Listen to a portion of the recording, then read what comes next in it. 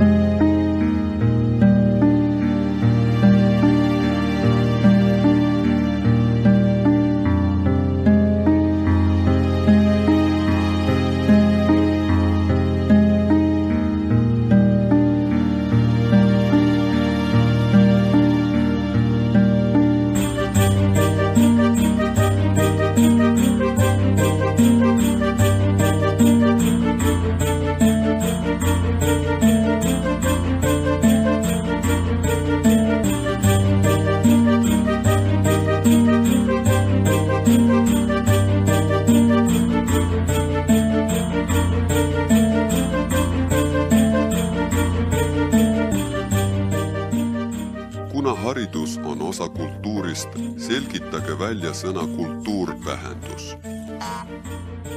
Kaasaegsed sõnaraamatud pakuvad mitmeid tõlgendusi. Seal on taimede kultuur, loomade kultuur, seal on inimese kultuur ja ühiskonna kultuur kui saavutuste kogum. Seal on isegi bakterite kultuur, kuid seal ei ole sõna kultuur enda tõlgendust, selle põhisisu.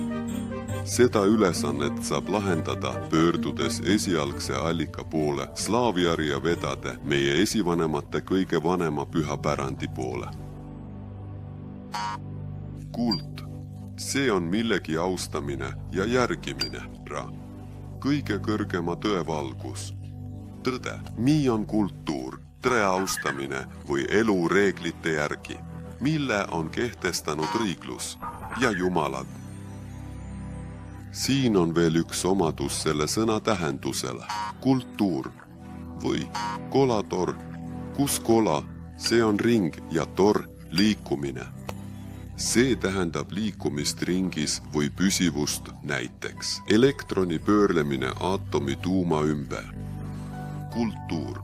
See on korrastatud süsteem ja iga kultuuri aluseks on enesekehtestamine, sest kultuurikandjate võime pääseda algse kujundi, standardi juurde ja võime edastada seda kujundit moonutusteta. Kui need võimed kaovad, siis kultuur hääbub. Siin oleks sobib tsiteerida filosoof Nietzsche't, kes väidab, et tuleviku inimene on see, kellel on kõige pikem mälu. Kuna me ei jääks mäluta ja vaataks kindlalt tulevikku, jätsid meie esivanemad meile koljandi, kingituse, mille me häbitult ümber nimetasime kalendriks, võib-olla lihtsalt mugavuse huvides.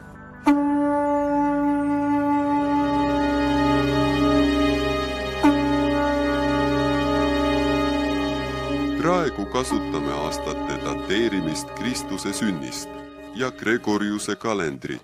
Ei ole unustatud ka Juliuse kalendri, nii nimetatud vana stiil. Igal aastal jaanuaris meenutame seda, kui tähistame vana uut aastat. Samuti meedia hoolikalt meenutab aastavahetust Hiina, Jaapani, Tai ja teiste kalendrite järgi. Ilmselt laiendab see meie silmaringi ja et see oleks veelgi laiem, puudutame slaavi rahvaste vanimat ajaloosüsteemi, eelarvutust Jumala numbriga, mille järgi elasid meie esivanemad umbes 300 aastat tagasi. 100 aastat tagasi elasid meie vanavanavanemad. Venemaa kalendri laialdane kasutamine lõpeti Peeter I ukaasiga. Välismaalaste poolt kasvatud tsaar kehtestas Venemaal uue võõrakalendri ja käskis esimene. Jaanuari ööl tähistada 1700. Aasta saabumist, Kristuse sünnist, samal ajal kui Venemaal kestis 7208. Suvi, maailma loomise ajast Svesni templist. Miks poliitikud on huvitatud nende uute mõistete juurutamisest? Saladus on väga lihtne. See tähendab, et inimkonna ajaloos on mitu korda toimunud suuri pöördeid, poliitilisi või majanduslikke maailma ümberjaotamisi, sõdu ja igasuguseid kataklisme, mis viisid selleni, et võimu said teised inimgrupid.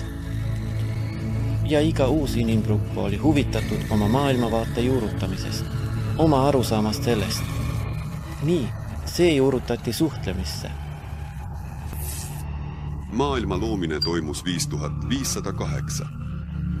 Aastal enne Kristust ja tähendab sõna otseses mõttes rahulepingu allkirjastamist pärast Venemaa suure rassiriigi võitu suure draakoni Hiina üle.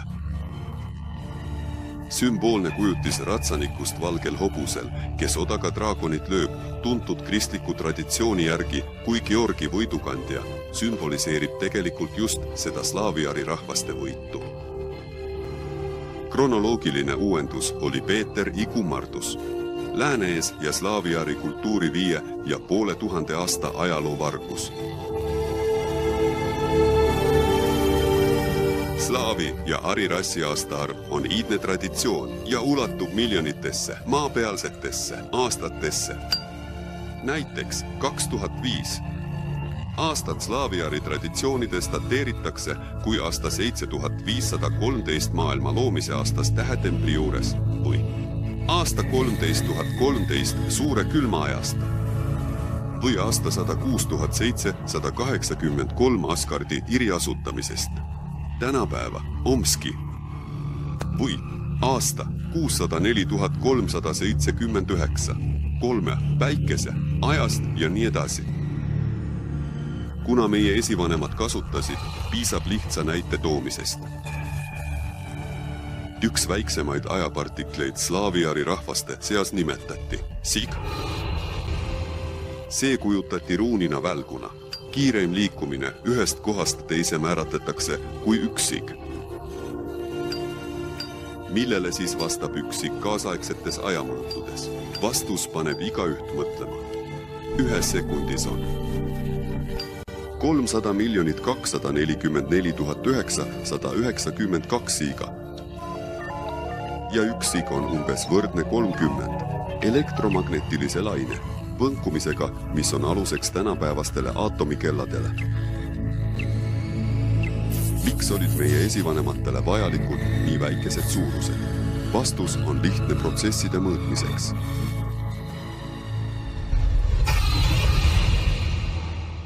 Vabandage, aga mis on gravitaator?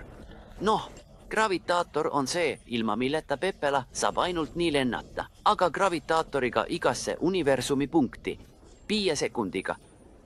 Kutid, kuidas te ilma gravitaatorita Pepelai garaažist välja veerete? See ei ole korras. Meil oli gravitaator, aga kui me siia maandusime, varastati see ära. Kui loobuda traditsioonilisest lähenemisest meie pärandi uurimisel, võib jõuda täiesti ootamatutele järeldustele. Võib täiesti kindlalt väita, et olid tsivilisatsioonide keskused, mis omasid aegade ja võimetega, mis ületasid tänapäeva taseme. Inimene on keeruline, mitmemõõtmeline olend ja täna ei julge isegi koolipoiss vaadata teda lihtsalt bioloogilise liikena. Inimene on kultuuriline nähtus. Kui objektiivselt ja õiges järjekorras analüüsida sündmusi meie planeedil, võib avastada üldise seaduspärasuse. Inimkonna parimad ajad on seotud kultuuri taassünniga, halvimad aga tsivilisatsiooni arenguga. Aruseks on mis just humanitaarne tsükkel. Just see humanitaarne tsükkel, mis on eelkõige suunatud vaimsele arusaamisele ja selle kaudu oma isiklikule mina, võimaldab hiljem jõuda mingitele erialastele, spetsiifilistele, teadmiste tasanditele. Kahjuks on see kiht meil praegu, nagu tuhka Triinu rollis. Tänapäeva maailmas kasutatakse sõnu kultuur ja tsivilisatsioon sageli synonüümidena, kuid need on erinevad mõisted. Vaatame seda lähemalt.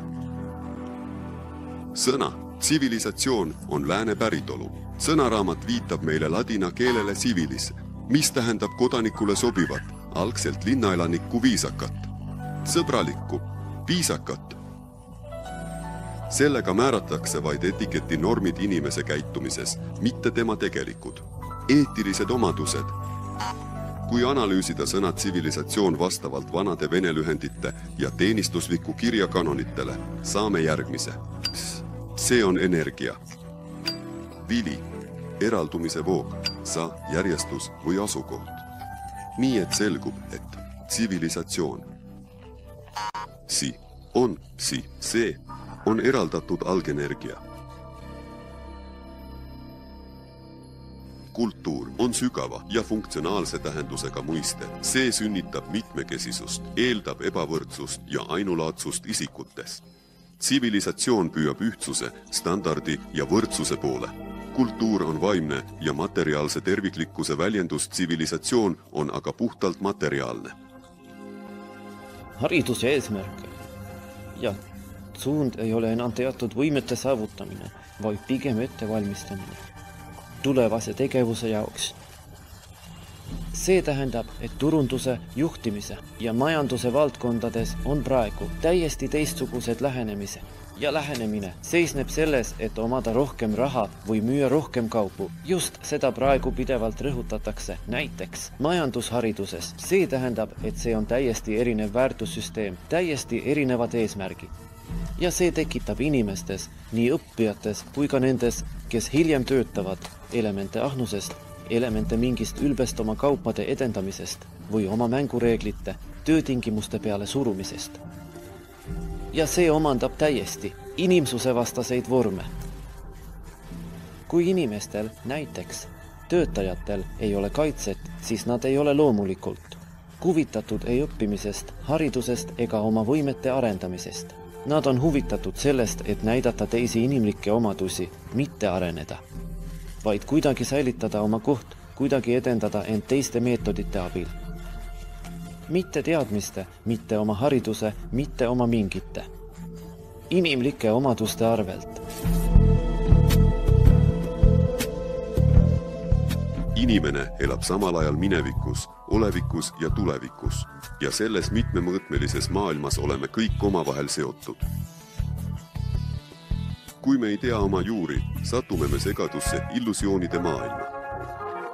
Mingisse nägemusse, kus on näha inimliku eetika deformatsiooni ja see viib paratamatult üldise degenereerumiseni. Inimeseks saamiseks ei piisa lihtsalt regulaarselt söömisest, magamisest ja telefoniga helistamisest. Inimene on see, kes on taastanud oma esivanemate mälu ja käib evolutsioonilise kasvu tee. Slaavi maailm ei ole alati olnud nii killustunud nagu nüüd. Palju tuhandeid aastaid tagasi oli see terviklik, õitsev kultuur planeedil.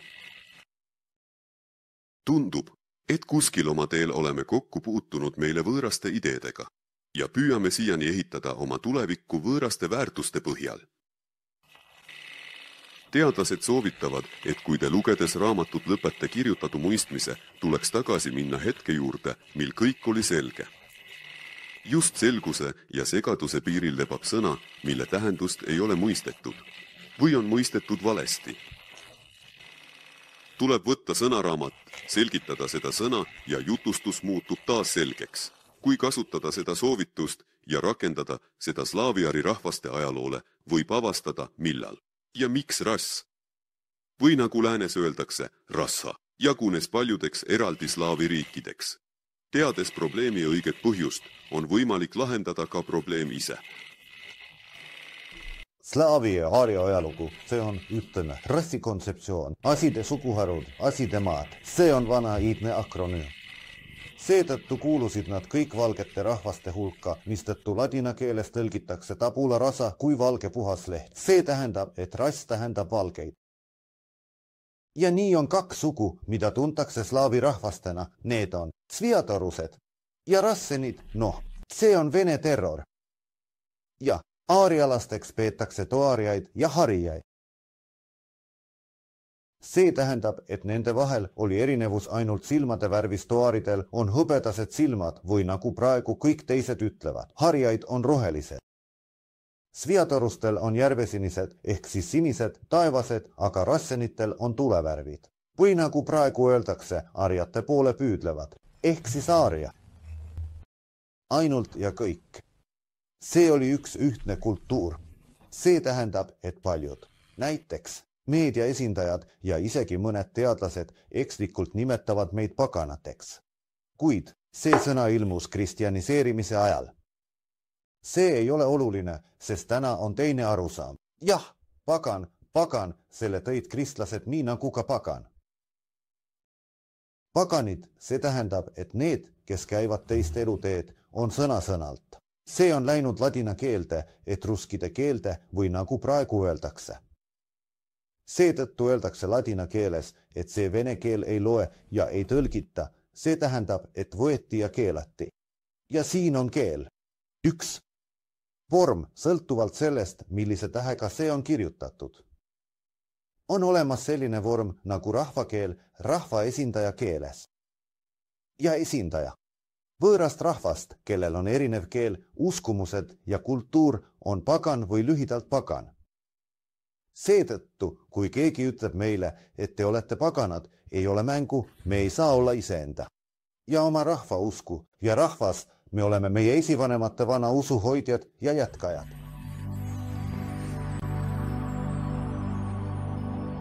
Aegade algusest peale on rass, asside suguharud, asside maad, kaitsnud oma rahvaste kultuuri kui kõige suuremat väärtust. Ass, vastavalt Slaavia Riia kroonikatele, on kehastunud maa peal jumal või täiuslik inimene. Ainult kodune kultuur suudab tõhusalt toetada tema algset kõrget vaimset seisundit ja põlvkondade evolutsioonilist kasvu. Tasub veel kord märkida, et kultuur ei ole ainult ballet, maalikunst või postmarkide kogumine. See on ka terviklik, kõrgelt organiseeritud, funktsionaalne süsteem ühtsest ühiskondlikust organismist. Kultuuriliste süsteemide segamine, nagu ka erinevate veregruppide segamine, viib paratamatult süsteemsete konfliktide ja kultuurilise allakäiguni. Just seda oleme juba ammu jälginud nii nimetatud kõrgelt tsiviliseeritud riikides. Siin on huvitav statistika, mille on kogunud politsei ja rahvakoolide osakonnad Fullertoni linnas, California osariigis, USA's peamised probleemid koolis 1940 aastal. Õpilased räägivad tundide ajal, närivad nätsu, müra teevad, jooksevad koridorides, ei pea järjekordadest kinni, riietuvad reeglite vastaselt, kaklevad klassides. Peamised probleemid koolis 1998. Aastal narkootikumide tarvitamine, alkoholi tarvitamine, rasedused, enesetapud, vägistamised, röövimised, peksmised. Kommentaar, nagu öeldakse, on liialdatud. Ei vorstid, ei seapekk, ei mobiiltelefonid, vaid oma kultuuri taastootmine. See ongi iga rahva suurim rahvuslik idee. Ja inimene kui inetajate liik. Las jätkab ahvitsedes populaarse teadlase Charles Darwini järelevalve all.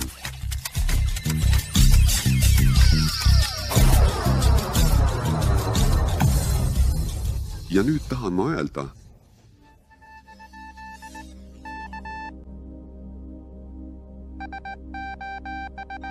see, mida me praegu nimetame sõnaga seadus, nimetasid meie slaavi esivanemad sõnaga pokon, mis tähendab jälgimine konule. Paljudes kaasaegsetes sõnades on endiselt see iidne põhijuur. Kon on muutumatu, kohustuslik reegel, et tal on. Kui me räägime koni kohta, siis saame selle, mis on väljaspool koni. Üle seaduste eksisteerisid kanonid, mis edastati mitte dokumentide väljaandmise teel, vaid traditsioonide kinnitamise kaudu ühiskonnas, mis kindlalt ja muutumatult põlvest põlve edasi kandusid. Ja kanonitest kõrgemal olid ilmselt veel rangemad reeglid, mis laienesid mitte ainult inimeste, vaid ka jumalate tegevusele. Võib rääkida sellest, et neid seadusi tasub tundma õppida ja vaadata, kuidas need sobituvad kaasaegse maailmapildiga. See tähendab, et maailm koosneb tegelikult paljusid elementidest, paljusid riike, paljusid inimesi, paljusid eesmärke, paljusid piiranguid. Ja selles mängus ei ole praegu korda. Vaatame veel ühte sõna, mida oleme viimasel ajal eriti tihti kasutanud, demokraatia. See on kreekakeelne liitsõna, mida sõnaraamatutes tõlgendatakse kui poliitiline süsteem, mis põhineb rahvavõimu, vabaduse ja kodanike võrdsuse põhimõtete tunnustamisel. Demos rahvas, kratos võim, kuid demos kreeka keeles tähendab sõna-sõnalt vabad kodanikud, kellel on orjad ja rahvas, see on ohlas, rahvahulk ja orjad. Meile on teada alandav sõna ohlamon. Ohlasel ei olnud demokraatlikus Kreekas hääleõigust. Meedias propageeritakse demokraatiat kui põhimõtteliselt ebatäiuslikku valitsemisvormi, kuid parimat kõigist teistest võimuvormidest. Aga Platoni järgi on demokraatia viimasel kohal enne türanniat. Kuidas saab siis tänapäeval läänes populaarne poliitiline süsteem nimetada demokraatiaks, kui neil ei ole orje ja haritud teadlase hääl on võrdsustatud kirjaoskamatud prostituudi häälega? Mina planeedile, kus nad ei tea, kes kelle ees peaks kükitama, jama. Onu veeb, onupe, kas teid seal niimoodi tervitatakse? Ei, genotsvale. Kui ühiskonnal pole pükste värvilist erinevust, pole ka eesmärki. See, mis on praegu sõnaraamatutes, on, ütleme nii, mitmete reformide, sissetungide ja võõrkeelsete terminite vinjet. Näiteks jumalateenistuse raamatute keele. Katoliiklikud, need sisenesid vägivaldselt tule ja mulgaga ja olles esmalt jumalateenistuse keel. Muutusid nad hiljem poliitika keeleks, siis riigikeeleks ja siis nad muutusid rahvusvahelise suhtluse keeleks. See tähendab, et ladina keel liikudes ja asendades keeli eemaldas iidseid keeli, mida Euroopas kasutati kuni 16. sajandini. Eriti Poola puhul näiteks sisenes ladina kiri ja keel muutus teiseks. Keegi tegi seda. Ja on lihtne vaadata ajalugu ja määrata, kes ja millal seda tegi. See on lihtsalt, ei arutada, aga seda on väga lihtne avastada. Võimuvahetus on alati olnud suunatud ideoloogia asendamisele. Ja ideoloogia vahetamise korral hävitati loomulikult alati, kui see toimus, mitte ainult varasemate. Vaadete kandjad, vaid ka nende teadmiste allikad.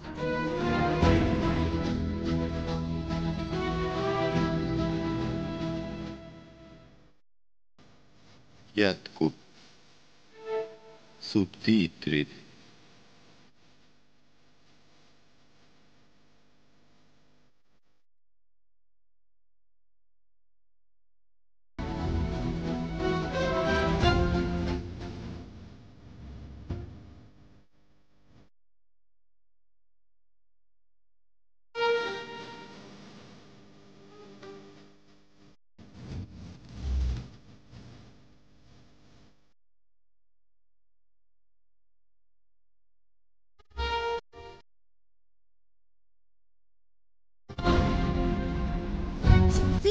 Subtitrite, che dico. Luogo di Mattonso. Kasvava.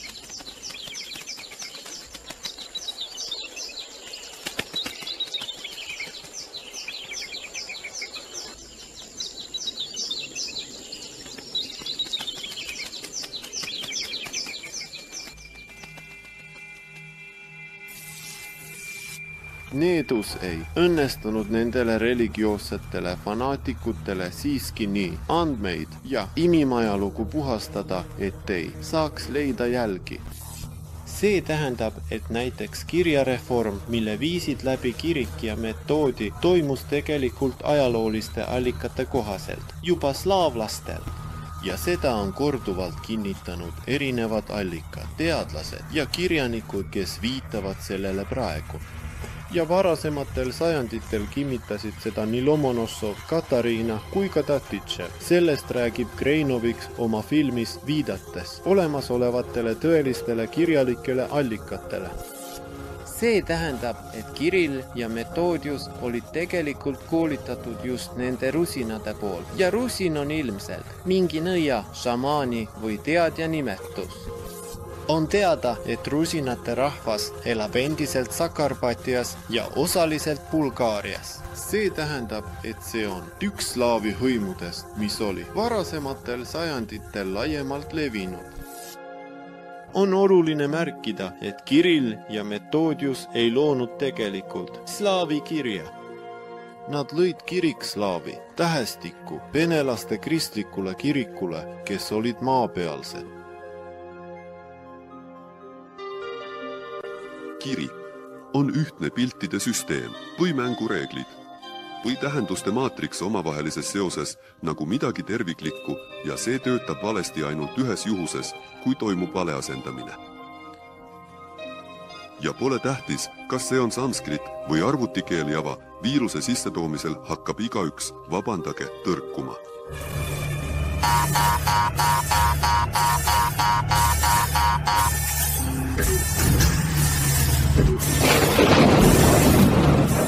Kui ei ole kurja kavatsust, siis on inimeste teadmatus teise kultuuri suhtes provotseerinud vene keele põhikujundite deformatsiooni ja peegeldunud kõigi järgnevate põlvkondade vaimses seisundis.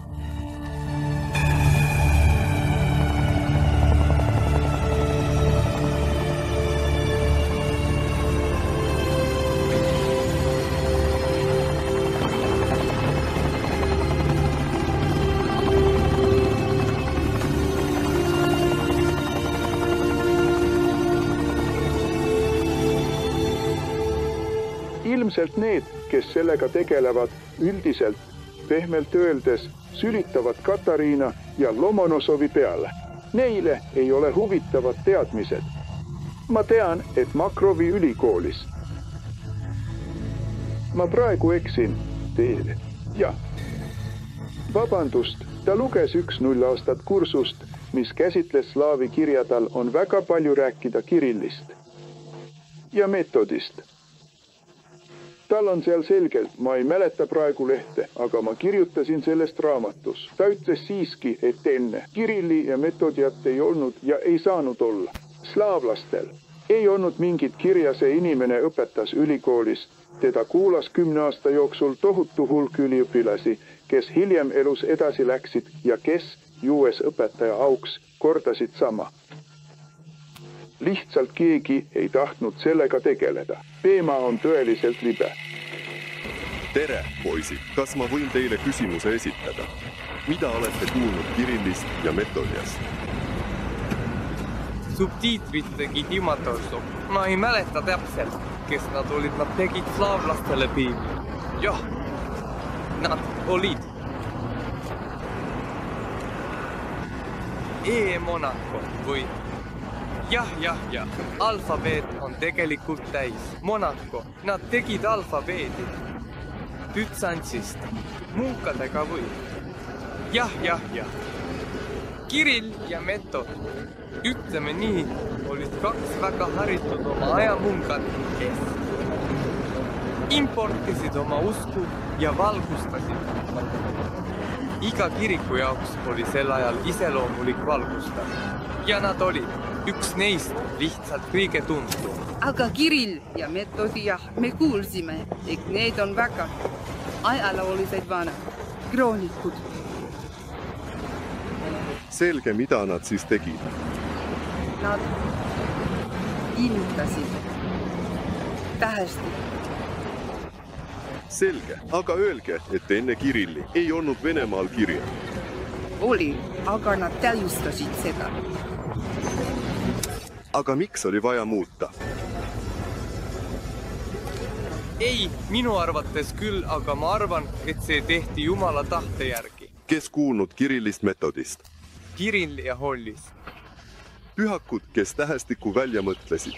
Aga öelge, enne Kirilli ja Metodi ei olnud meil tähestikku. Ei, enne Kirilli ja Metodi ei oli. Oli.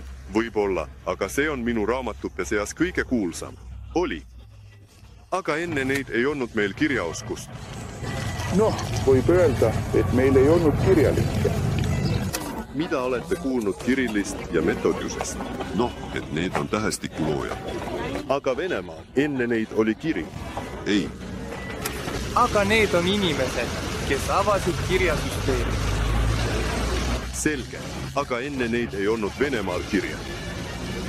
Primitiivne oli, aga primitiivne. Mida olete kuulnud Kirillist ja Metodist selline elektrooniline raamatukogu on arvutis? Selge, aitäh. Aga mina ei loe mitte midagi. Kuulnud Kirillist Metodist? Mitte midagi, ei ole kuulnud, ei huvita. Selge, mida olete kuulnud Kirillist ja Metodist? Mida? Kas te pole üldse kunagi kuulnud? Ei, ma ei tea, kes need on. Aga kas olete tähestikust midagi kuulnud Kirillist? Jah, noh, need on nemad jah. Noh, kui ainult nii hästi, aitäh. Aga tähestikust olete kuulnud Kirillilt ja Metodilt. Ma isegi ei kuulnud, et tüdrukud tutvustaksid. Palun öelge, mida te olete kuulnud Kirillist ja Metodist mida? Ma ei tea, kes need on. Mis? Tõsiselt te ei tea. Kirill ja Metod, kes nad on? Ma ei tea, kas nad on Kirillist ja Metodist tuntud. Jah, Kirill oli. Noh, sa oled inimene, aga mida ta siis tegi? Ma ei mäleta praegu üldse, noh, ei seostu kuidagi. Kreekas käisime nendega ja 2 päeva. Nad ju nagu tegid tähestikku. Täpselt. Jah. Saatjad Kiiretslaavi maadele. Nii ongi, jah. Kirjaga. Aga enne neid olime me siis analfabeetid. No muidugi olime analfabeetid. Kust te teate, see ei ole mida. Kui tähestikku pole, kuidas saab siis olla kirjaoskus, kui neid ristiti? Kust te teate, et tähestikku ei olnud? No ei olnud praegu tähestikku. Kust te sellest teada saite? No kust? Koolis kuulsin, aga kust te seda teate? Noh, saapad, raamat. Ja siis kohe selline keskharidus koolis, jah, koolist hindeelist. Kust te seda teate, et vene keeles on pidevalt toimunud kärpimist? See tähendab, et Kirill ja Metod võtsid vanaslaavi tähestikku, kus oli 49 tähte, 5 tähte visati välja, kuna kreeka keeles ei olnud selliseid helisid. Ja 4 anti kreeka nimed. Jaroslav Tark emaldas veel 1 tähe ja 43. Peeter vähendas 38, nii Nikolai 35, härra Lunatšarski 31 täheni. See tähendab, et teadlikkus ja kujutlusvõime on kitsenenud. Nii emaldas Lunatšarski ka kujutlused. Ta tutvustas kujutluste asemel foneeme ja keel muutus koledaks. See tähendab, et koledaks. Imeline. See tähendab, et seetõttu räägivad lapsed praegu ja ei ole selge, mida nad räägivad. Nad ei tea sõnade moodustamise reegleid ja märkige, et sellel koledal keelel on kasvanud paljud põlvkonnad filolooge ja lingviste. Seetõttu on neil raske. Kuidas? Ma loen seda nii ja tõlgin, aga see pole nii. Ütleme ka, et seal on kroonika inimeste külaskäigust Saar Ivani juurde, kui ta kloostrisse läks ja linnadest ja küladest tulid tema juurde tagasi ja on selline. Ridalmsi sellel. Selle kohal loetud titloneri tiitel näib olevat, see on retsiteerimine ja siis naasta troonile või mitte. Kuningas pöördus rahva poole. Nad viisid kolomna üle troonile naasmiseks või mitte. Noh, kas see kõlab nagu kolomna? Aga seal on ju palju piirkondi ja oleks pidanud lugema ritsiidi. Iga tähe järgi, kuidas inimesed mõtlevad. Kuidas mõtlete? Jah, see tähendab, et see, mida tsaar küsis, ei olnud suunatud kolomnale. See tähendab, et see teadmatus, segadus, vale. Mõnikord öeldakse, et te olete ju gramoolikud, gramoolat toote, ma ütlen, aga ilma väljenditeta. Loomulikult. Me oleme gramoolikud, gramoolik on nagu puhtas ära, päikese poole, oma kõnesuuna, sügavalt. Jah, sloveenid ei kummardanud kedagi. Sloveenid austasid päikest. Austasid oma esivanemaid, austasid ja viisid loodust, sest on sugu. Ja mis selle juures on loodus? Loodus looduses eksisteeriv. Jah, eksisteeriv harmoonias loodusega.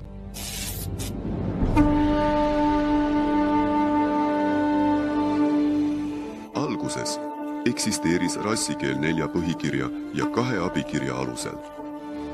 Need on taariatrigid, mis edastavad mitmemõõtmelisi suurusi ja mitmekesiseid rune. Osa neist sümbolitest sai aluseks kriitomikenniku kultuuri krüptogrammidele, samuti Vana-Egiptuse, Mesopotaamia, Hiina, Korea ja Jaapani hieroglüüfikirjale. See on harjane koru, liit 256 runast.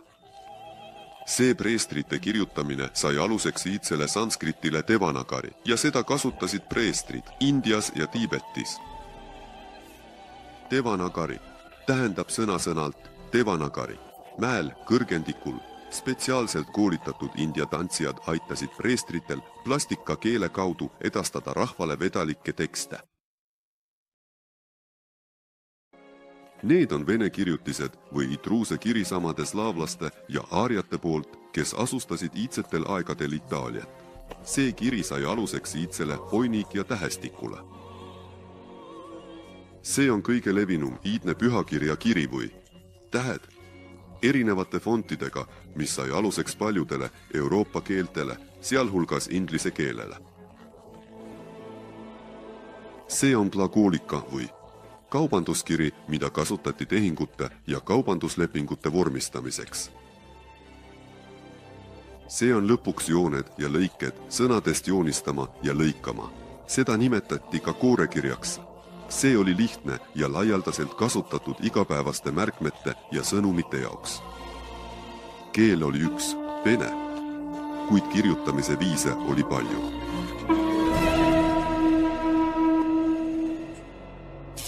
Kuna isegi tähtede arv on erinev tähestikes ja keeltes, võib öelda, et need kujundlikud mõisted ei pruugi mõnikord võõrkeeltesse tõlkida. Need muinasjutulised süsed, mul on olnud suhtlemist välismaalastega, nad ei mõista mitte ainult meie huumorit, vaid nad ei mõista ka meie muinasjutte, nad ei mõista meie filme, neil on teised mõisted. Aga inglise keeles ei ole mõistet südametunnistus, see on ühendatud mingi teise mõistega, aga puhtat mõistet südametunnistus ei ole. Kui ei ole südametunnistust, siis ei ole ka mõiste. Ja kui ei ole mõiste, siis ei ole ka selle osas probleemi. Kui probleemi ei ole, siis ei ole ka südametunnistus. Kui sellest ei räägita ja selle jaoks ei ole spetsiaalset sõna, siis võib rääkida nendest inimestest, kellel neid mõisteid ei ole.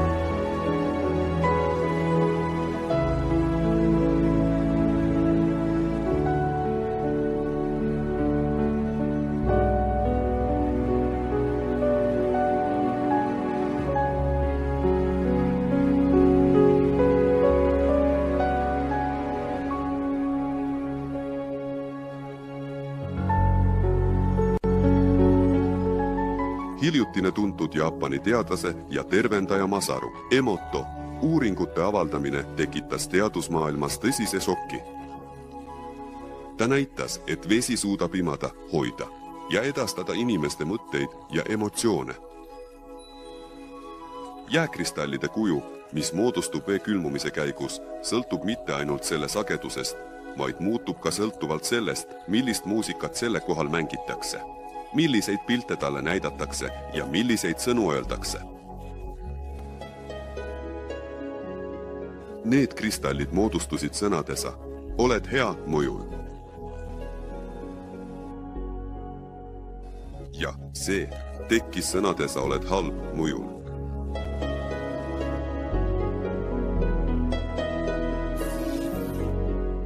Nii näeb välja külmutatud kraanivesi. Ja nii reageerib vesisõna aitäh ütlemisele erinevates keeltes. Eksperimente viidi läbi erinevate ülesannetega korduvalt ja põhjalikult. Tulemused olid alati samad. Aga siin on huvitav asi. Masaru Emoto avaldas oma avastuse 1999 aastal. Ja Vene muinasjutud elava ja surnud vee kohta viivad meid tagasi tuhandete aastate taha, kui iga vanaema suutis juhtida seda morforesonantsi protsessi hommikuse ja õhtuse lüpsmise vahel. Elavat vett Venemaal nimetati Peva. Seda valmistati 7 puhta allikaveest ja lauldati selle kohal vastavaid hümne. Sest see, mida me oma mõtetes ette kujutame, saab osa meie maailmast.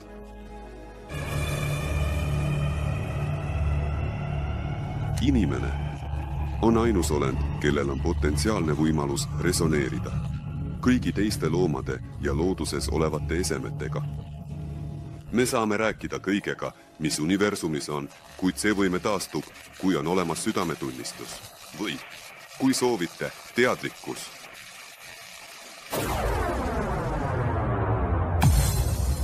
Haha, laps.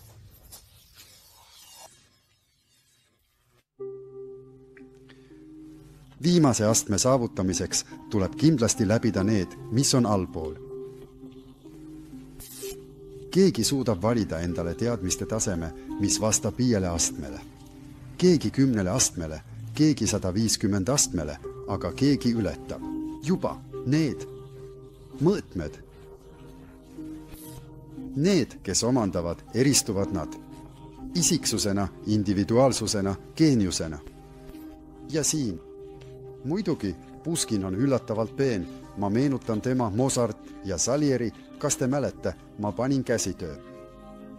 Kunstile alla. Aga mis on kunst? See on inimese võime isiklikult, sõltumatult mis tahes teistest arvamustest, omada oma arusaamu, luua ja pakkuda oma nägemust. Ja kinnitada seda ning olla vastu võetud.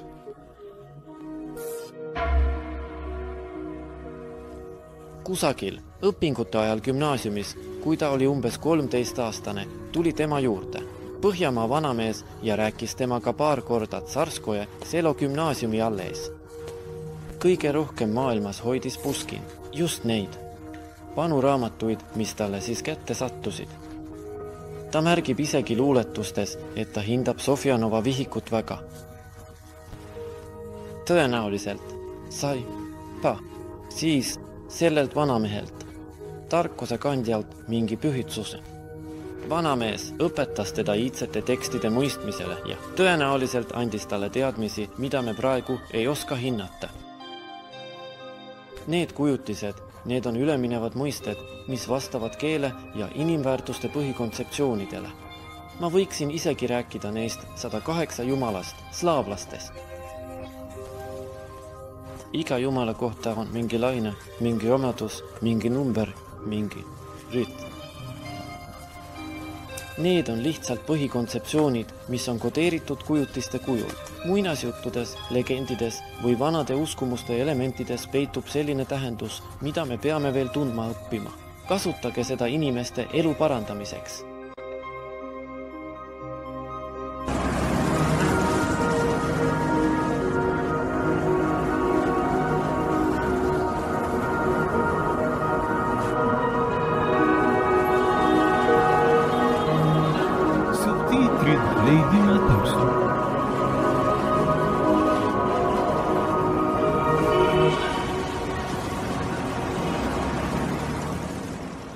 keel on algoritmiseeritud süsteem, mis on stabiilne ja ilmselt ainus usaldusväärne teabehoidja.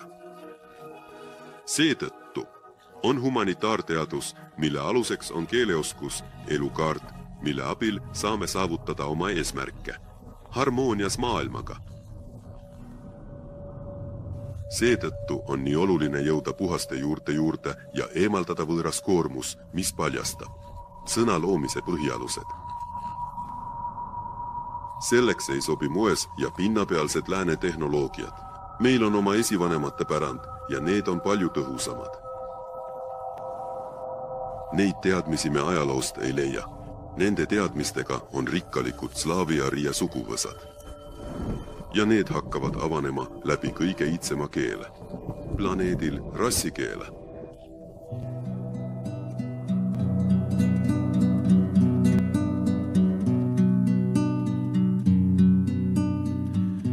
Я вернулся, проехав немного, ни мало.